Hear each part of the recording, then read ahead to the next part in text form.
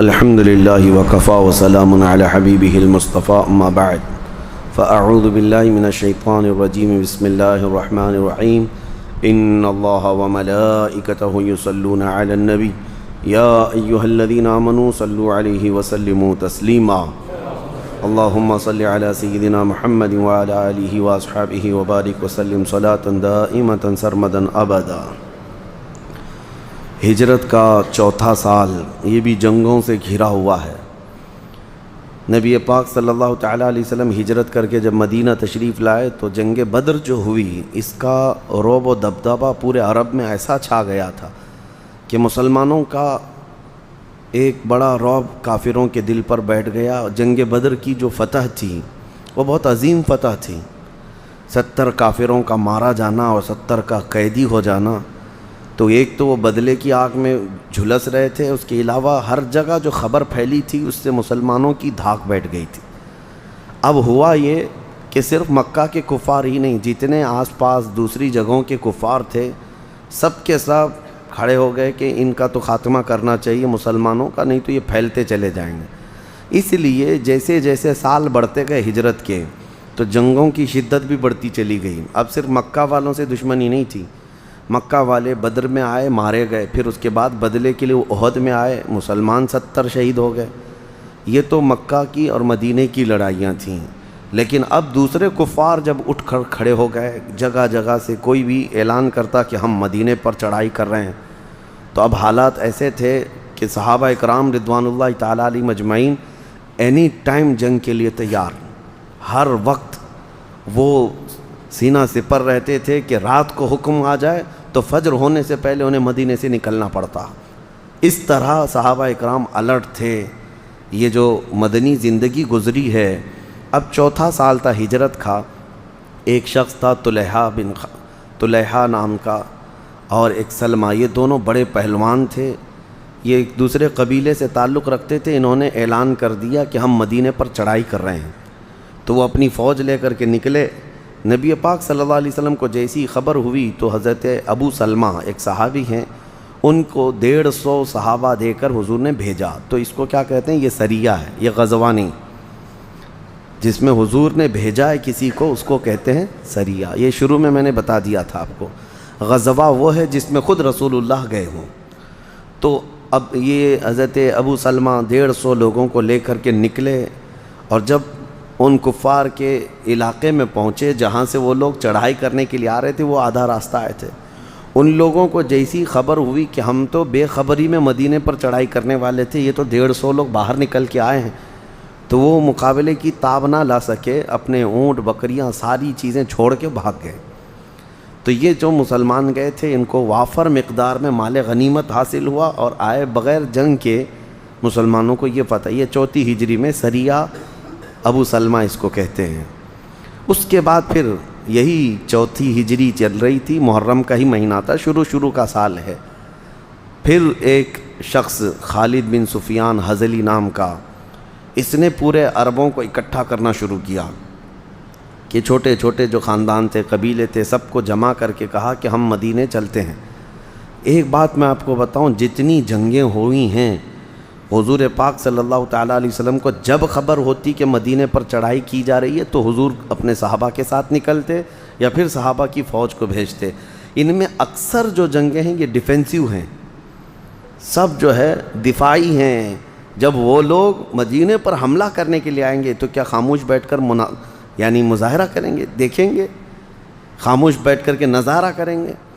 تو نبی پاک صلی اللہ تعالیٰ علیہ وسلم نے حضرت عبداللہ بن انیس ایک صحابی ہیں، ان کو بھیجا۔ یہ بھی سریہ ہے، یہ غزوہ نہیں ہے۔ کہا کہ یہ خالد بن سفیان جو آ رہا ہے اس کے مقابل میں جاؤ۔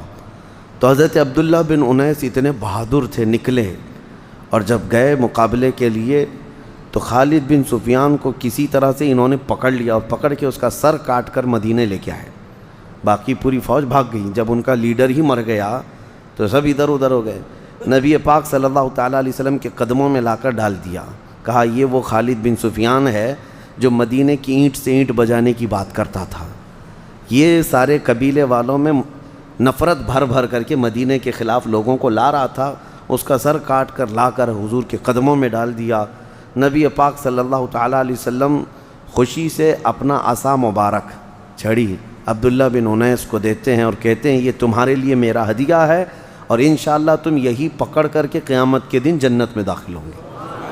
حضرت عبداللہ بن انیس یہ کہتے ہیں یا رسول اللہ صلی اللہ علیہ وسلم محشر کے میدان میں یہی عصا میرے ہاتھ میں ہوگا؟ حضور نے فرمایا ہاں یہی رہے گا۔ حضور صلی اللہ علیہ وسلم سے انہوں نے کہا کیا یہ جنت میں بھی میرے ساتھ رہے گا؟ حضور نے فرمایا ہاں جنت میں بھی تمہارے ساتھ رہے گا۔ وہ عصا زندگی بھر لے کر رہے اور جب ان کی وفات کا وقت آیا تو انہوں نے یہ وصیت لکھی تھی، ان کے کفن میں ہی وہ عصا دفن کر دیا گیا، وہ لے کر کے گئے دنیا سے۔ تو یہ عبداللہ بن انیس، اس کو سریہ عبداللہ بن انیس کہتے ہیں۔ جس صحابی نے سپہ سالاری کی انہی کے نام سے وہ سریہ بھی منسوب ہو گیا۔ جیسے سریہ ابو سلمہ وہ اس صحابی کے نام سے جنگ ہے جو پہلے گئے تھے، اور یہ سریہ عبداللہ بن انیس ان کے نام سے ہے۔ اب 4 ہجری میں 2 بڑے حادثے ہوئے مسلمانوں کے لیے۔ 4 ہجری میں یہ دل دہلا دینے والے واقعے تھے۔ ہوا یہ کہ نبی پاک صلی اللہ تعالیٰ علیہ وسلم کی بارگاہ میں ایک شخص ابو برا نام کا تھا، اس کو ملاعب الاسنہ کہا جاتا تھا، برچھیوں سے کھیلنے والا آدمی۔ وہ حضور کی بارگاہ میں آیا تو حضور نے اس کو اسلام کی دعوت دی۔ نبی پاک صلی اللہ تعالیٰ علیہ وسلم نے اس سے کہا کہ تو اسلام قبول کر لے۔ اس نے کہا نہیں، آپ اپنے کچھ صحابہ کو ہمارے علاقے بھیج دیجئے، اگر ان کی دعوت پر سارے قبائل اسلام قبول کر لیں تو اچھا ہو جائے گا۔ حضور صلی اللہ تعالیٰ علیہ وسلم نے اس وقت حضرت حرام بن ملحان ایک صحابی ہیں، ان کی معیت میں 70 قاری قرآن تھے جو بہترین، ان کو بھیجا تو یہ لوگ نکل کر گئے۔ ابو برا سے حضور نے فرمایا تھا کہ مجھے تمہارے نجد کا تھا، وہ آج جس کو ریاض کہتے ہیں نا، ریاض کا علاقہ، یہ پورا علاقہ نجد کہلاتا ہے، وہاں سے حضور نے فرمایا وہاں کے لوگوں پر مجھے اعتماد نہیں ہے، وہ نقصان پہنچانے والے ہیں۔ تو ابو برا نے کہا تھا میں آپ کے صحابہ کی جان مال کا حفاظت کا ضامن ہوں۔ حضور نے بھیج دیا۔ جب یہ گئے تو ایک علاقہ تھا جہاں پر جا کر صحابہ رک گئے، اور حضرت حرام بن ملحان یہ تنہا جو ہے قبیلہ کا جو سردار تھا عامر بن طفیل نام کا، اس کے پاس گئے دعوت اسلام دینے کے لیے خط لے کر حضور کا۔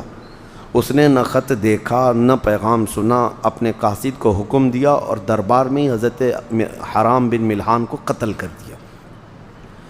اب یہ جو 70 صحابہ گئے تھے یہ جب نہیں آئے، واپس نہیں آ سکے، تو پھر دیر ہو گئی تو یہ صحابہ اکرام نے سوچا کہ شاید کچھ ہو گیا ہوگا۔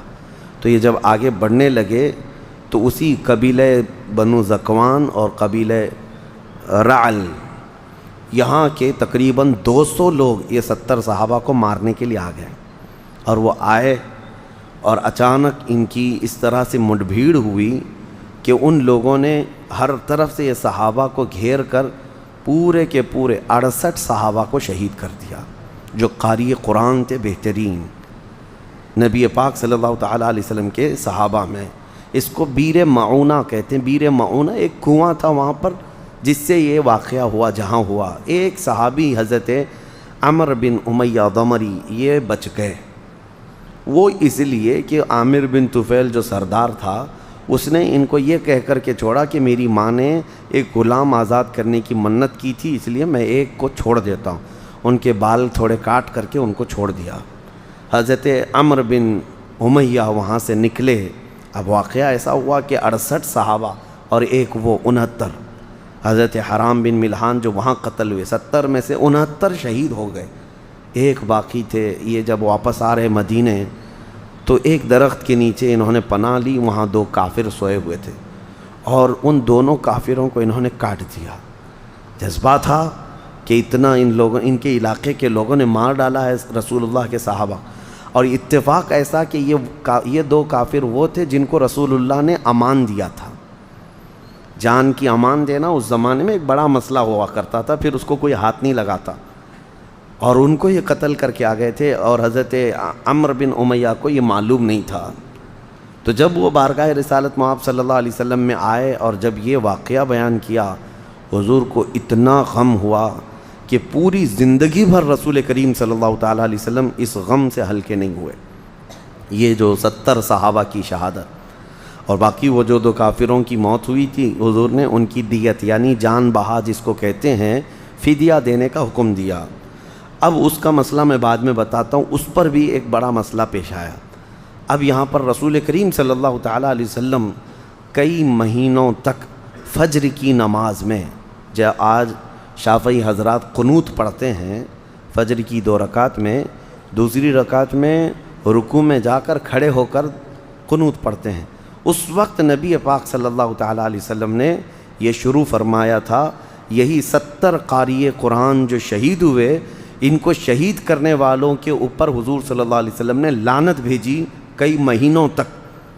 اس کو قنوت، اس وقت قنوت نازلہ یعنی مصیبت کے وقت، وہ ایسی مصیبت تھی جس وقت حضور صلی اللہ تعالیٰ علیہ وسلم نے یہ قنوت نازلہ پڑھا تھا، اور کنٹینیو نماز میں ہر یعنی فجر کو حضور صلی اللہ تعالیٰ علیہ وسلم یہ پڑھا کرتے تھے۔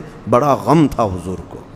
اور سیم اسی طرح کا ایک واقعہ اور ہوا کہ ایک علاقہ ہے مکہ مکرمہ کا اسفان نام سے، وہاں کے کچھ لوگ آئے، کہا کہ ہم اسلام قبول کرتے ہیں۔ نبی پاک صلی اللہ تعالیٰ علیہ وسلم کی بارگاہ میں آئے، اسلام قبول کیا، اور پھر کہا کہ ہمارے خاندان والے، ہمارے قبیلے والوں کے لیے آپ اپنے کچھ استاد صحابہ بھیجیں جو پڑھا سکیں۔ اس میں بھی حضور صلی اللہ علیہ وسلم نے 10 صحابہ کو بھیجا تھا۔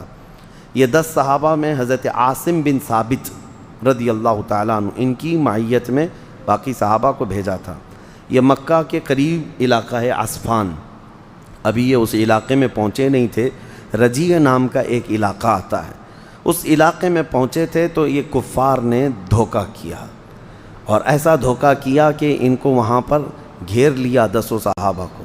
تو صحابہ اپنی جان بچانے کے لیے اونچے ٹیلے پر چڑھ گئے ہیں، اور یہ جو کفار آئے تھے انہوں نے اپنے قبیلوں کو، اپنے خاندان والوں کو خبر دی کہ آ جاؤ، یہاں محمد صلی اللہ علیہ وسلم کے 10 غلام ملے ہیں، ان کو قتل کرنا ہے۔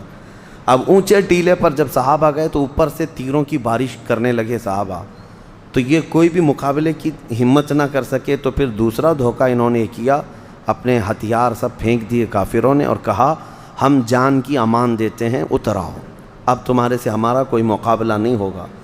حضرت عاصم بن ثابت چونکہ ان 10 کے امیر تھے، آپ نے کہا مجھے کسی کافر کی امان اور پناہ پر بھروسہ نہیں، میں اللہ کی پناہ میں ہوں۔ پھر بھی اس میں سے 7 تقریباً صحابہ نیچے اتر آئے، اور ان صحابہ اکرام رضوان اللہ تعالیٰ علیہ مجمعین کو نہیں بلکہ حضرت عاصم بن ثابت منع کرتے رہے۔ اس کے بعد پھر جب 7 صحابہ نیچے اتر آئے تو ان 7 صحابہ کو انہوں نے شہید کر دیا، وہیں پر جگہ پر شہید کر دیا۔ اب 3 صحابہ بچے تھے، حضرت زید بن دثنہ، حضرت خبیب ابن عدی اور حضرت عاصم بن ثابت۔ اب ان کفار نے ان تینوں کو گھیرا۔ حضرت عاصم بن ثابت نے کہا کہ میں ان کی پکڑ میں آنے اور ان کی غلامی میں آنے سے بہتر سمجھتا ہوں کہ ان سے لڑ کر کے ختم ہو جاؤں۔ حضرت عاصم بن ثابت لڑتے رہے، ان کو زخمی کیے اور شہید ہو گئے، قتل ہو گئے۔ یہ عاصم بن ثابت کون ہیں؟ بدر کے میدان میں بڑے بڑے پہلوانوں کو مارا تھا انہوں نے، مکہ والے ان کے نام سے جلتے تھے، کڑتے تھے، عاصم بن ثابت کے نام سے۔ اور اس کے بعد ہوا یہ کہ بچے تھے حضرت زید بن دثنہ اور حضرت خبیب ابن عدی، ان کو انہوں نے زنجیروں سے باندھ دیا تھا، اور باندھ کر کے مکہ لے کر کے آئے، کیونکہ مکہ میں حضرت خبیب ابن عدی جس کو بدر میں قتل کیے تھے، اس کا بیٹا مکہ میں تھا، اس نے خرید لیا ان کو۔ اور حضرت زید بن دثنہ نے بھی بدر کے میدان میں ایک بڑے کافر کو مارا تھا، اس کافر کے بیٹے نے ان کو خرید لیا کہ مجھے دے دو۔ اب ان کو تڑپا تڑپا کے مارنا تھا، اپنے باپ کا بدلہ لینا تھا۔ 2 صحابہ وہ صحابہ ملے تھے جو بدر میں بڑے بڑے پہلوانوں کو مارے تھے۔ اب یہاں پر 2 لوگ قید میں آئے، ایک حضرت عاصم بن ثابت شہید ہو گئے۔ حضرت عاصم بن ثابت کا جب شہرہ پھیلا مکہ میں کہ عاصم بن ثابت قتل ہو گئے، پورے مکہ میں خوشیوں کی لہر دوڑ گئی، اور مکہ والے اپنے اپنے قاصد بھیجے کہ جاؤ عاصم بن ثابت کے جسم کا کوئی حصہ کاٹ کر کے لاؤ تاکہ مکہ میں دکھا کر نمائش ہو جائے کہ جس نے ہمارے بڑے بڑوں کو مارا تھا وہ اب مر گیا، ختم ہو گیا۔ تو مکہ سے تقریباً 70 گھوڑ سوار یا 200 کے قریب آئے حضرت عاصم بن ثابت کے جسم کے حصے کاٹ کر لے جانے کے لیے، لیکن اللہ رب العزت کی ایسی مدد کہ لاکھوں شہد کی مکھیاں ان کے لاش کے پر آئیں اور ایک بھی کافر آگے بڑھ نہیں سکا، اور بہت انتظار کیے، کوئی جب آگے نہیں بڑھ سکا تو پیچھے ہٹنے لگے، اور پھر تھوڑی دیر کے بعد حضرت عاصم بن ثابت کی لاش ہی غائب ہو گئی، ان کی لاش کہیں نہ ملی۔ کفار اسی کیونکہ بے حرمتی کرتے حضرت عاصم بن ثابت، یہ شہید کی کرامتوں میں اس کو گنایا گیا۔ پھر اب یہ جو دو صحابہ تھے، ان میں سے حضرت خبیب ابن عدی رضی اللہ تعالیٰ عنہ کو مکہ کے تنعیم علاقہ، جہاں آج مسجد عائشہ ہے، جہاں لوگ جا کر 2 رکعت نفل نماز پڑھ کے عمرہ کی نیت کرتے ہیں، احرام باندھتے ہیں، یہ وہی علاقہ ہے جہاں سولی پر چڑھائے تھے حضرت خبیب کو۔ سولی پر چڑھانے کے وقت ان سے کہا گیا تھا کہ تمہاری جو خواہش ہے وہ بتا دو، اب یہاں تمہیں ختم کر دیا جائے گا۔ تو اس وقت حضرت خبیب ابن عدی نے کہا مجھے 2 رکعت نماز پڑھنے دو۔ 2 رکعت نماز جلدی جلدی میں پڑھ لیا، اور اس کے بعد پھر آئے، بند گئے تو کہنے لگے آج کی یہ میری آخری نماز تھی، چاہتا تو میں لمبے سجدے کرتا، اپنے رب کے حضور ایک طویل نماز پڑھتا، لیکن میں اس لیے جلدی کیا کہ یہ ظالم کفار یہ نہ سمجھیں کہ موت کے ڈر سے نماز لمبی کیا ہے، مجھے موت سے ڈر نہیں۔ اور انہوں نے ایک مشہور شعر اس وقت سولی پر چڑھ کر کہا تھا، کہا کہ موت تو آنی ہی ہے، کسی بھی طرح سے آنی ہے، لیکن میں فخر اس بات پر کر رہا ہوں کہ اسلام پر میں مارا جا رہا ہوں۔ میں جس چت بھی لیٹوں گا اور جس کروٹ بھی میں گروں گا، وہ میرا کروٹ اسلام کا ہوگا اور میرے مصطفیٰ کے قدموں میں ہوگا، اور ان کو شہید کر دیا گیا۔ دوسرے حضرت زید بن دسنا تھے، ان کو لایا گیا تھا چند دنوں کے بعد۔ یہ حضرت خبیب کو سولی پر چڑھایا گیا۔ حضرت زید بن دسنا وہی صحابی ہیں جن کا مسئلہ کیا گیا تھا، ان کے ناک کاٹے گئے، کان کاٹے گئے، ان کے ناخنوں کو پکڑ سے کھینچا۔ ابو سفیان اس وقت آیا دیکھنے کے لیے اور کہا کیا یہ اچھا ہوتا زید تیری جگہ محمد ہوتے ہیں۔ ان کا جسم کٹ گیا تھا، اس وقت وہ چیخ کر کہہ رہے تھے ظالموں خبردار، ابھی اور میرے ٹکڑے کر لو، یہ گوارا ہے، لیکن میرے نبی کے قدموں میں کانٹا چبھے یہ بھی مجھے گوارا نہیں۔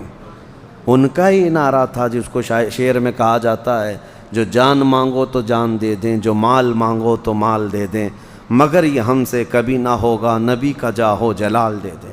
حضرت زید بن دسنا کو بھی شہید کیا گیا۔ اس کو واقعہ رجیع کہا جاتا ہے، مقام رجیع میں یہ واقعہ پیش آیا تھا، اس کے بعد مکہ لا کر کے ان کو شہید کیا گیا۔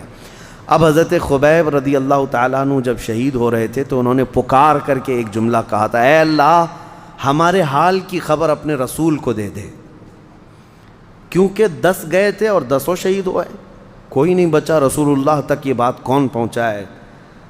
حضور صلی اللہ تعالیٰ علیہ وسلم کو وحی کے ذریعے اللہ تعالیٰ نے اطلاع فرمائے 10 صحابہ کی شہادت کو۔ نبی اکرم صلی اللہ تعالیٰ علیہ وسلم غمگین ہوئے اور پھر اپنے صحابہ کو جمع کیا اور کہا تم میں سے کون ہے جو میرے خبیب کی لاش کو لے کر کے آئے گا؟ کیونکہ ان کو سولی پر چڑھایا گیا تھا تو 70 لوگ وہاں پر پہرے داری کر رہے تھے کہ سولی سے نیچے نہیں اتاریں گے ان کو، اور کتنے دن؟ 40 دن گزر گئے تھے۔ 40 دن تک لاش تر و تازہ ہی رہی، رسول اللہ کے غلاموں کی لاش ہے۔ جب صحابہ کے جسم کا حال یہ ہے تو میرے مصطفیٰ کے جسم کا حال کیا ہو؟ 40 دن تک حضور نے جب اعلان کیا تو صحابہ میں حضرت زبیر بن عوام اور حضرت مقداد بن اسود رضی اللہ تعالیٰ عنہ یہ دونوں گھوڑا لے کر نکلے مدینے سے وہ لاش لانے کے لیے حضرت خبیب کی، اور جب پہنچے تو یہ کفار وہاں رات کے وقت سو رہے تھے، یہ گئے فوراً سولی سے حضرت خبیب بن عدی کو اتارا۔ یہ صحابہ کہتے ہیں جب ہم نے سولی سے اتارا تو ان کے جسم سے خون ابھی بھی ٹپک رہا تھا۔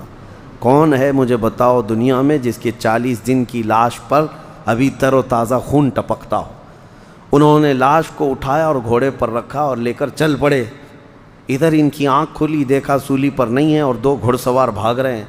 مکہ میں بھی انہوں نے خبر پہنچا دی، کیونکہ مکہ سے جڑا ہوا علاقہ ہے تنعیم، مسجد عائشہ جہاں ہے، تو تقریباً 200 لوگ پیچھا کرنے لگ گئے۔ اب حضرت زبیر اور حضرت مقداد دو ہی لوگ تھے جو لاش کو لے کر جا رہے ہیں۔ جب انہوں نے دیکھا کہ پیچھا ہو چکا ہے ہمارا، تو اللہ کریم کی بارگاہ میں عرض کرنے لگے، مولا یہ تیرا بندہ ہے، تیری محبت میں انتقال کیا ہے، اس کی لاش کو کافروں کے ہاتھ لگنے سے محفوظ کر دے، شہید ہو چکے، اب اس پر مزید ان کو کچھ نہ ہو۔ صحابہ کی آپسی محبت تھی۔ اور اس کے بعد جب کفار تقریباً 200 کی تعداد میں گھیرنے پر آئے، حضرت زبیر اور حضرت مقداد نے حضرت خبیب کی لاش کو زمین پر رکھ دیا، تو اچانک زمین پھٹ گئی، حضرت خبیب کو نگل گئی، وہ وہیں دفن ہوئے۔ اچانک زمین پھٹی اور حضرت خبیب کی لاش اندر گئی۔ ان کو بلیع الارض کا لقب حضور نے دیا تھا کہ زمین کا لقمہ ہیں وہ، یعنی اندر گئے۔ اس کے بعد یہ آئے ان دونوں کی تلاشی لینے کے لیے، تو حضرت زبیر نے کہا، گرج کر کے کہا، ہم دو محمد کے شیر ہیں، شکار پر نکلے ہوئے ہیں، کسی کی ہمت ہے تو ہمارا راستہ روکو۔ 200 لوگوں کو 2 لوگ للکار رہے، 2 لوگ۔ جب وہ آئے قریب میں دیکھا ادھر ادھر کچھ بھی نہ ملا، تو انہوں نے تلواریں نیچے کر لیں اور سب سے کہا کہ ان کو چھیڑو مت، انہوں نے ہمارا کچھ نہیں کیا ہے۔ واپس چلے گئے۔ حضرت خبیب ابن عدی کی لاش پھر کسی کو نہیں ملی۔ جب یہ دونوں واپس آئے نبی پاک صلی اللہ تعالیٰ علیہ وسلم کے پاس، کون؟ حضرت زبیر اور حضرت مقداد، یہ دونوں جو لاش لانے کے لیے گئے تھے۔ اس سے پہلے ہی نبی پاک صلی اللہ تعالیٰ علیہ وسلم صحابہ کے درمیان بیٹھے اور واقعہ پورا خود حضور بیان کر رہے تھے کہ تم نے خبیب کی لاش کو اٹھایا اور گھوڑے پر رکھا اور دوڑ رہے تھے، تمہارا پیچھا کفار نے کیا، رب تبارک و تعالیٰ نے زمین کو حکم دیا، زمین پھٹ گئی اور خبیب کو نگل گئی۔ حضرت زبیر اور حضرت مقداد کہتے ہیں، یا رسول اللہ صلی اللہ علیہ وسلم، یہی خبر ہم لے کر کے آ رہے تھے۔ اللہ کے نبی صلی اللہ علیہ وسلم نے فرمایا، تم سے پہلے جبرائیل امین آ کر مجھے یہ سنا چکے ہیں، اور یہ بھی کہا کہ اے اللہ کے نبی، سارے فرشتوں میں بھی آپ کے ان صحابہ کی موت اور ان کی شہادت کا غم ہو رہا ہے۔ تو یہ 2 بڑے حادثے تھے جو 4 ہجری میں پیش آئے۔ یہ بیر معونہ کا واقعہ جس میں 70 صحابہ شہید ہوئے، اور یہ رجیع کا واقعہ، اس میں 10 صحابہ شہید ہوئے۔ باقی جو سریے ہوئے اس میں کسی کی شہادت نہیں ہوئی۔ یہ 2 بڑے حادثے تھے جو اسلام کے لیے سخت تھے۔ اب ہوا یہ کہ میں اس کو کمپلیٹ کر دوں۔ حضرت عمرو بن امیہ زمری نے 2 کافروں کو جو مارا تھا، وہ 70 میں سے ایک جو بچ کر کے آئے تھے۔ اب نبی پاک صلی اللہ تعالیٰ علیہ وسلم نے کہ وہ 2 کافروں کے لوگ تھے، اب وہ لوگ بدلہ چاہیں گے، مقابلہ چاہیں گے۔ اس کے مشورے کے لیے یہودیوں کے 3 قبیلے مدینے میں آباد تھے، میں نے شروع میں بتایا تھا۔ 3 بڑے بڑے قبیلے تھے، بنو نذیر، بنو قریظہ اور ایک بنو قینقاع۔ ان تینوں کے ساتھ حضور کا ایگریمنٹ ہوا تھا جب مدینے آئے تھے حضور، کہ ساتھ میں مل کر لڑیں گے، جو بھی مدینے پر آئے گا، صلح کا ایک ایگریمنٹ تھا۔ حضور صلی اللہ علیہ وسلم قبیلہ بنو نذیر گئے بات چیت کرنے کے لیے کہ یہ 2 کافروں کے خون بہا، ان کی دیت، ان کے فدیہ کے لیے مشورہ کرتے ہیں کہ کیا کیا جائے، کیونکہ ان کے قبیلے والے جنگ پر اگر آ گئے تو ہم ساتھ میں مل کر کے لڑیں گے، کہ ٹھیک ہے ہمارے ایک صحابی سے یہ غلطی ہوئی ہے، خطا ہوئی ہے، لیکن ہم اس کے بدلے میں مال دینے کو تیار ہیں۔ یہ مشورے کے لیے بنو نذیر کے پاس گئے۔ بنو نذیر یہ منافق طبیعت کے یہودی تھے، دل میں نفرت رکھتے اور سامنے بڑے اخلاق دکھاتے تھے۔ حضور صلی اللہ علیہ وسلم اس وقت جب بنو نذیر کے ہاں گئے تو کون کون تھے ساتھ میں؟ حضرت ابو بکر تھے، حضرت عمر تھے، حضرت علی تھے رضوان اللہ تعالیٰ علیہ مجمعین۔ مشورے کے لیے جب حضور گئے تو یہودیوں نے بظاہر اچھے اخلاق دکھائے اور پیچھے سے کیا پلاننگ کیا کہ حضور صلی اللہ علیہ وسلم کو ایک ایسی دیوار کے پاس بٹھانے کی کوشش کی کہ اس دیوار کے پیچھے ان لوگوں نے ایک بہت بڑا پتھر لا کر رکھا اور اس پتھر کو لڑکا دیں گے حضور کے ساتھ، یہ تینوں بڑے صحابہ بھی پتھر کے نیچے دب کر ختم ہو جائیں گے۔ یہ انہوں نے خطرناک منصوبہ بنایا یہودیوں نے، کب یہ بنو نذیر نے۔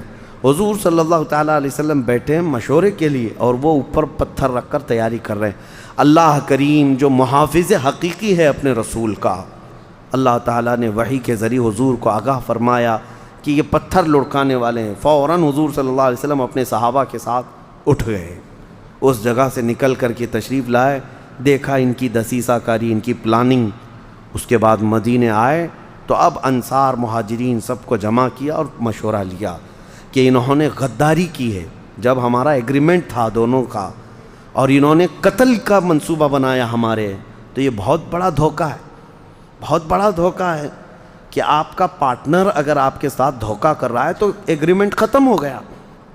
اب نبی پاک صلی اللہ علیہ وسلم نے سارے صحابہ سے مشورہ کیا، یہ بنو نذیر جو یہودی ہیں غدار ہیں، دھوکے باز ہیں، ان کے ساتھ ہونا کیا چاہیے؟ سب کا مشورہ اس بات پر طے پایا۔ حضور صلی اللہ تعالیٰ علیہ وسلم نے فرمایا تو کہ ان کے جتنے بھی بنو نذیر ہیں ان کو شہر بدر کریں گے، ہم مدینے سے ان کو نکلنے پر مجبور کریں۔ نبی پاک صلی اللہ تعالیٰ علیہ وسلم نے فرمان بھیجا، بنو نذیر یہ بڑے بڑے قلعوں میں رہتے تھے، کہا کہ 10 دن کا ٹائم ہے تمہیں، مدینہ چھوڑ کر نکل جاؤ، تمہارا پورا قبیلہ جانا چاہیے، کیونکہ تم نے ہمارے ساتھ دھوکہ کیا ہے اور جان سے مارنے کی سازش رچی ہے۔ ظاہر سی بات ہے، لوگ ایک طرفہ سوچتے ہیں کہ ان کو مدینے سے نکالا، کیوں نکالا؟ کیوں نکالا؟ دھوکہ، اٹیمپٹ ٹو مرڈر کتنا بڑا کیس ہوتا ہے، حضور پاک صلی اللہ تعالیٰ علیہ وسلم کے قتل کی سازش کرنا۔ اب حضور نے جب یہ پیغام بھیجا کہ 10 دن کی مہلت ہے، نکل جاؤ، ہوا یہ کہ دیکھیں کبھی بھی منافق کی بات پر کیسے کیسے معاملات ہوتے ہیں۔ وہ عبداللہ بن ابی جو رئیس المنافقین مدینے میں تھا، اس سے قبل میں بتایا تھا، احد کے میدان میں 300 لوگوں کو لے کر الگ ہو گیا تھا، اس نے پیغام بھیجا یہودیوں کو، نکلنا مت محمد کی دھمکی پر، میں 2000 لوگوں کو لے کر تمہاری مدد کے لیے آؤں گا۔ یہ ایسی ڈینگے مارتا تھا منافق، اور مسلمانوں کے ساتھ نماز بھی پڑھتا، حضور کے ساتھ رہتا بھی تھا۔ یہودیوں کو اس نے کہلا بھیجا کہ میں 2000 لوگوں کو لے کر کے تمہاری مدد کے لیے آؤں گا، نکلنا مت ان کی بات پر۔ اور اس کے بعد پھر یہ بھی کہا کہ 2 قبیلے اور بھی ہیں یہودیوں کے یہاں پر مدینے میں، بنو قریظہ، بنو قینقاع، وہ بھی تمہاری مدد کے آئیں گے، ڈرنا مت ان کی دھمکی پر۔ تو ان کی باتوں میں آ کر بنو نذیر کیا کہنے لگے کہ آپ کو جو کرنا ہے کر لیجئے حضور صلی اللہ علیہ وسلم، ہم اپنے قلعے چھوڑ کر جانے والے نہیں ہیں، ہم بھی طاقت رکھتے ہیں، ہم بھی برچھیاں رکھتے ہیں، ایسے ایسے الفاظ کہے۔ تب نبی پاک صلی اللہ علیہ وسلم نے سارے صحابہ کو حکم دیا کہ چلو بنو نذیر سے دیکھتے ہیں کہ ان کی طاقت کیا ہے۔ صحابہ اتنے پرجوش تھے کہ یہ یہودیوں کی جڑ ہی نکل جائے یہاں سے۔ اب مدینے سے جب صحابہ نکلے، ایک صبح تھی، یہی 4 ہجری کا ہی واقعہ ہے یہ بھی، جاتے ساتھ بنو نذیر کے جتنے قلعے تھے سب کا انہوں نے گھیرا بندی کر لیا، محاصرہ کر لیا صحابہ نے، حضور بھی تھے، اور گھیرا بندی ایسی ہو گئی کہ وہ اندر کے اندر بند ہو گئے، اور یہ محاصرہ 15 دن تک چلتا رہا، جنگ نہیں ہے یہ محاصرہ ہے۔ حضور صلی اللہ علیہ وسلم کے صحابہ 15 دن تک ان کو اندر بند کر کے رکھے، ان کا سب کچھ بند ہو گیا، آنا جانا سب۔ اب وہ اندر سے پوچھتے رہے کہاں ہے رئیس المنافقین عبداللہ بن ابی جو 2000 کو لے کر آنے والا تھا، وہ تو گھر میں سو رہا تھا، ایک منافق بھی نہیں آیا، 2000 آنے والے تھے، ایک بھی نہیں آیا۔ منافقین کی تعداد پہ کبھی بھروسہ نہیں کیا جائے، کبھی نہیں۔ اور اس کے بعد ان کے جو قبیلے دوسرے یہودیوں کے تھے وہ بھی ڈر کے مارے کوئی مدد کے لیے نہیں آئے۔ بنو نذیر سمجھ گئے کہ اب ہماری موت کے علاوہ کچھ نہیں ہے۔ 15 دن کے بعد انہوں نے حضور صلی اللہ علیہ وسلم سے یہ معاہدہ کر لیا، شرط کیا کہ ٹھیک ہے ہم سب پورے یہاں سے مدینہ چھوڑ کر نکلیں گے، لیکن ایک شرط ہے کہ ہمیں جتنا مال ہم لے جا سکتے ہیں لے جانے کی اجازت دیں۔ حضور نے فرمایا تم جتنا لے جا سکتے ہو لے جاؤ۔ انہوں نے 15 دن کے بعد تقریباً 700 اونٹوں پر اپنا مال لادا، سب لے کر کے مدینہ چھوڑ کر کے گاتے بجاتے نکلے، خیبر تک گئے، کچھ ملک شام چلے گئے۔ اور جو رسول اللہ کے صحابہ نے ان کو مدینے سے نکالا تھا، آج تک وہ اس غم کو ہلکا نہیں کر پائے۔ 14 صدیاں ہو گئی، یہودی ابھی بھی کہتے ہیں مدینہ ہمیں لینا ہے، ہم کو وہاں سے نکالا گیا تھا، خیبر تک، وہاں تک۔ پھر اس کے بعد جو خیبر کی جنگ ہوئی وہاں سے بھی ان کو نکال کر بھیجا گیا۔ اب وہ پوری دنیا میں جا کر ادھر ادھر پھیلے رہے، کبھی جرمنی، کبھی ڈنمارک، کبھی اٹلی، اور اب جا کر کے اسرائیل میں پناہ لیے ہیں، اور اسرائیل میں بیٹھ کے خواب دیکھتے ہیں۔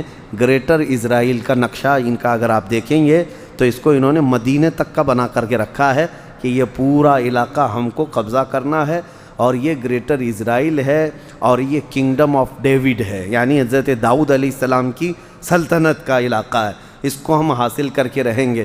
اب پتہ نہیں کب تک حاصل کریں گے، کیسے کیا کیا کریں گے، لیکن اتنا تو ہے کہ بلی کے خواب میں چھیتڑے ہی ہوتے ہیں. وہ ہمیشہ جو ہے قتل و غارت اور قبضہ اسی کے لیے سوچتے رہے. نبی پاک صلی اللہ علیہ وسلم نے بنو نذیر کو شہر بدر کیا. اب اس کے بعد وہ سب لے جانے کے بعد بھی ان کے قلعوں میں جو چیزیں موجود تھیں وہ تقریباً 400 کے قریب تلواریں تھیں اور بہت کچھ سامان تھا، وہ صحابہ اکرام کے ہاتھ میں آیا. اور وہاں پر جو واقعہ پیش آیا اس میں آج کل نہیں بلکہ ہم نے سورہ حشر کی شروع کی آیتیں تلاوت کی تھی. حضور صلی اللہ علیہ وسلم نے آس پاس کے کچھ درختوں کو کاٹنے کا حکم دیا تھا کہ یہودی چھپ چھپ کر کے حملہ کرتے تھے. تو صحابہ میں 2 جماعتیں ہو گئی تھی. بعض نے کہا تھا درختوں کو نہیں کاٹنا چاہیے، یہ سب جب بھاگ جائیں گے تو مسلمانوں کا ہوگا اور اس سے جو نفع ہوگا یہ پھلوں کا تو یہ مسلمانوں کے لیے ہوگا. بعض صحابہ نے کہا نہیں کاٹنا چاہیے کیونکہ یہ پناہ بنا لیں گے اور ہمیں قتل کرنے کے منصوبے بنائیں گے. تب اللہ تبارک و تعالیٰ نے آیت نازل فرمائی ما قطعتم من لینۃ او ترکتموها قائمۃ علی اصولها فباذن اللہ. کچھ درختوں کو تم نے کاٹا اور کچھ کو چھوڑ دیا، یہ دونوں جماعتیں حق پر ہیں اور دونوں کو اللہ کی طرف سے ہدایت ہے. یہ آیت ان صحابہ اکرام کے حق میں نازل ہوئی.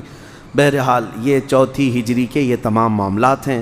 واپس مدینہ طیبہ تشریف لائے. یہ جنگوں سے گھرا ہوا سال ہے، حادثوں سے گھرا ہوا سال ہے. اس میں جو اہم واقعات پیش آئے تھے 4 ہجری میں، سب سے بڑا اہم واقعہ جو پیش آیا خوشیوں کا اگر کہا جائے، سیدہ شباب اہل الجنہ میں سے مولا کریم سیدنا امام حسین کی پیدائش ہوئی تھی. 4 ہجری میں حضرت امام حسین امام علی مقام کی پیدائش ہوئی. یہ ایک بہت اہم واقعہ تھا. اور نبی پاک صلی اللہ علیہ وسلم کے ایک نواسے حضرت عثمان غنی کے جو گھر پیدا ہوئے تھے ان کی موت بھی ہوئی، ان کی وفات ہوئی.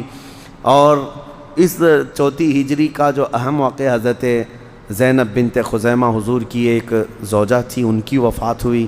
حضرت ام سلمہ رضی اللہ تعالیٰ عنہ سے حضور نے اسی سال نکاح فرمایا. ان کا بھی ایک طویل واقعہ ہے. وہ ہجرت کر کے آ رہی تھیں مدینہ، ان کے ساتھ ایک ایسا حادثہ ہوا تھا. وہ اور ان کے شوہر دونوں ہجرت کر کے آ رہے تھے، لیکن دونوں کے خاندان والے لڑ پڑے. حضرت ام سلمہ کے، حضرت ابو سلمہ کے. ان کے بیٹے کا نام سلمہ تھا. یہ دونوں لڑ پڑے خاندانوں والے. حضرت ام سلمہ کے خاندان والے کہتے تھے کہ تمہارے آدمی نے ہماری لڑکی کو بھڑکایا ہے اور مدینہ لے جا رہا ہے. اور حضرت ابو سلمہ کے گھر والے کہتے تھے نہیں تمہاری لڑکی نے ہمارے لڑکے کو بھڑکایا ہے، لے جا رہا ہے. یہ دونوں کے جھگڑے چلتے رہے اور اس میں پھر جب دونوں نے اپنے اپنے الگ کر لیے، حضرت ام سلمہ کو ان کے خاندان والوں نے کہا تو ہمارے پاس چل، ابو سلمہ کو کہا کہ تم ہمارے ساتھ چلو، ان کے خاندان والے. بچہ بیچ میں تھا. اب بچے کے لیے لڑائی ہوئی دونوں خاندانوں میں، بچہ ماں کے پاس جائے گا کہ باپ کے پاس جائے گا. دونوں خاندانوں والوں نے اتنی لڑائی کی کہ بچے کا ہاتھ پکڑ کر کے کھینچا، دونوں ہاتھ بچے کے الگ ہوئے. حضرت ام سلمہ کو ایک بڑا حادثہ تھا. دونوں خاندان والوں نے بچے کے ہاتھ پکڑ کر کے ایسے کھینچے تھے کہ بچے کے دونوں ہاتھ جدا ہو گئے تھے، الگ ہو گئے تھے. حضرت ام سلمہ اس غم کی تاب نہ لا کر پھر اس کے بعد ان کے بچے کا انتقال ہو گیا. اور پھر جب دیکھا کہ حضرت ام سلمہ دھوپ میں بیٹھ کر صرف روتی تھیں، ان کے قبیلے والوں نے رحم کھا کر چھوڑ دیا. پھر ان کے شوہر کا بھی انتقال ہوا. حضرت ام سلمہ کے لیے بڑے حادثے تھے، بیٹا شہید ہوا اور شوہر بھی انتقال کر گئے. تب پھر وہ مدینہ اکیلی ہجرت کر کے اکیلی آئی تھی. ایک شخص کو کرائے پر لیا تھا کہ تو راستہ دکھائے گا، تو وہ راستہ دکھاتے ہوئے مدینہ لے آئے. حضور صلی اللہ علیہ وسلم کے پاس آئی تھیں تو حضور صلی اللہ تعالیٰ علیہ وسلم نے پناہ دیا. اور اس کے بعد تنہا عورت ہے، بیوہ بھی ہے اور ایک بچے کا غم کھائی ہوئی ہیں.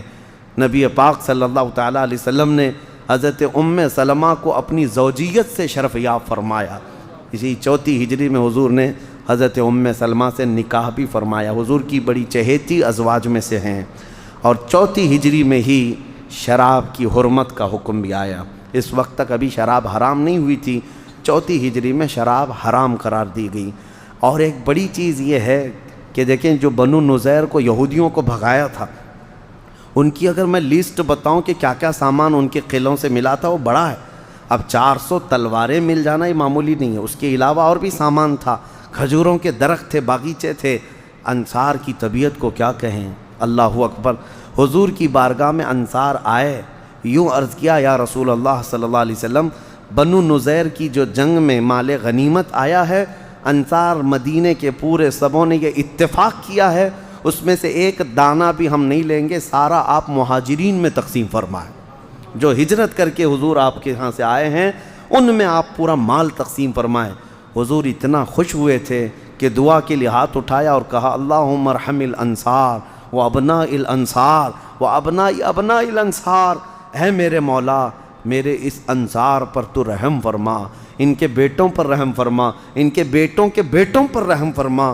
میرے آقا نے فرمایا اگر دو وادیاں ہوں دنیا میں، دو وادیاں ہوں، میدان ہوں دو، ایک وادی میں انصار ہوں اور ایک وادی میں پوری دنیا والے ہوں، اور مجھے اختیار دیا جائے، حضور فرماتے میں انصار کی وادی میں جانا پسند کروں گا۔ بہرحال یہ 4 ہجری کے اہم معاملات تھے۔ سیرت کا بیان چلتا رہے گا انشاءاللہ العزیز، لیکن اب مجھے یہ پتہ نہیں ہے آپ کی پابندی ہو پائے گی یا نہیں، اس لیے کہ صرف رمضان میں اگر ختم کرنا ہو تو پھر اس کو ایسے تیزی سے دوڑانا پڑے گا کہ اہم واقعات ویسے ہی رہ جائیں گے۔ 5ویں ہجری کے، 6 ہجری کے، 7ویں ہجری، 8ویں ہجری، 9ویں ہجری، 10ویں ہجری، پھر 11ویں ہجری میں میرے آقا صلی اللہ تعالیٰ علیہ وسلم کی اس دنیا فانی سے رخصتی بھی ہوئی۔ یہ سب معاملات طویل ہیں، اللہ جیسی توفیق دے زندگی باقی رہے تو اس سیرت کے درس کو انشاءاللہ کنٹینیو کریں گے انشاءاللہ، اور جس کو اللہ تعالیٰ توفیق دے، وقت ہو سکتا ہے بدل جائے انشاءاللہ العزیز، ہفتے میں کوئی دن منتخب کر کے عشاء کے بعد اس درس کو ہم چلائیں تاکہ سیرت کا بیان کسی نہ کسی طرح پائے تکمیل تک پہنچے۔ صرف حضور کی وفات تک نہیں بلکہ خلفائے راشدین کا دور بھی ہم پڑھیں، اور پھر اس کے بعد بنو امیہ کا بھی، بنو عباس کا بھی، اس کے بعد خلافت عثمانیہ جو ترکی کی ہے، اس طرح سے ہم انشاءاللہ تاریخ اسلام تک آتے ہیں تاکہ ہمارے جوانوں میں اسلامی تاریخ رچ بس جائے اور ان کو پتہ چلے کہ ہمارے شیر کون تھے، آج ان لوگوں نے جو پھیلا رکھے یہ کون ہیں۔ اللہ کریم ہم سب کو حضور کے جلووں میں زندگی عطا فرمائے، حضور کے قدموں میں موت عطا فرمائے۔ وآخر دعوانا الحمدللہ رب العالمین۔